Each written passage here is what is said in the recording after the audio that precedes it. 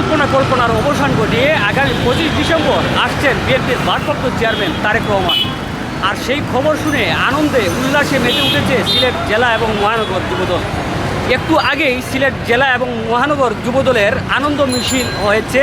সিলেটের জিন্দাবাজার থেকে মিছিলটি শুরু হয়ে কেন্দ্রীয় শহীদ মিনারে এসে সমাপনী বক্তব্যের মধ্য দিয়ে মিছিলটি শেষ হয়। মিছিলে অংশগ্রহণ করেছিলেন মহানগর যুবদলের সভাপতি শাহ নেওয়াজ বক চৌধুরী তারেক, জেলা যুবদলের সাধারণ সম্পাদক মকসুদ আহমেদ এবং মহানগর যুবদলের সাধারণ সম্পাদক মির্জা মোহাম্মদ সম্রাট হোসেন। তাদের ব্যানারে লেখা ছিল লিডার আসছে। আপনারা জানেন 5 আগস্টের পর অনেক আলোচনা এবং সমালোচনা ছিল বিএনপির ভারপ্রাপ্ত চেয়ারম্যান তারেক রহমানকে নিয়ে।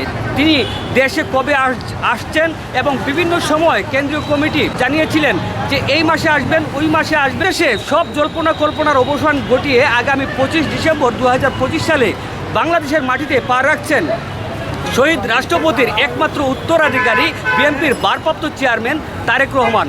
আর তাকে স্বাগত জানাতে আজকে একটু আগেই অনুষ্ঠিত হয়েছে সিলেট জেলা এবং মহানগর যুবদলের আনন্দ মিছিল লিডার আসছে। এই মিছিলে অংশগ্রহণ করেছে সিলেট জেলার বিভিন্ন পর্যায়ের নেতাকর্মী এবং মহানগর যুবদলের বিভিন্ন পর্যায়ের নেতাকর্মী।